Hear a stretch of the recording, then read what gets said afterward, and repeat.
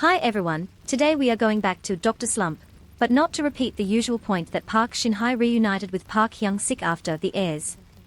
Instead, we need to look at what the drama allowed her to say about returning after marriage and motherhood, because that context changed the emotional weight of the entire project.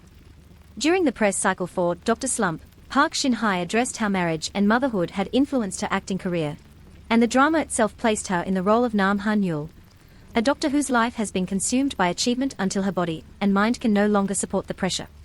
That overlap between actress and role is important, not because Park Shin-hye is Nam Han-yul, but because the audience knew she was returning from a life transition that made adult exhaustion feel more credible than a standard romantic plot. Dr. Slump is not a drama about young people discovering love for the first time. It is about people who were praised for being exceptional and then quietly broke under the weight of excellence. Park Shin-hye's performance gains power from that adult fatigue. She does not need to overplay collapse, because the drama's sadness comes from watching someone highly competent become unable to continue functioning inside the system that once rewarded her.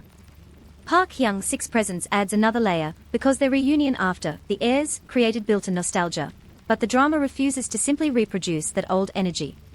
In the airs, the memory is youth, class fantasy, school tension, and melodramatic romance. In Dr. Slump, the emotional world is medical hierarchy, depression, professional shame, and a strange intimacy that forms when two people stop pretending they are fine.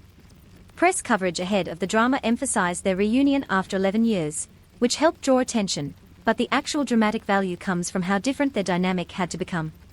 This is why some viewers found Dr. Slump comforting while others found it uneven.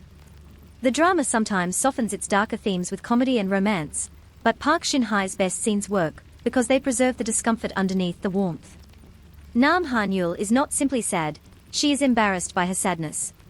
She is not simply tired, she is someone whose entire identity was built on enduring more than others. That kind of character requires restraint, and restraint is often less visibly dramatic than tears, but it is what makes the emotional arc believable. So Dr. Slump should be understood as a bridge project in Park Shin-hye's career. It reconnected her with romance and emotional sincerity, but it placed those familiar strengths inside a more mature life stage.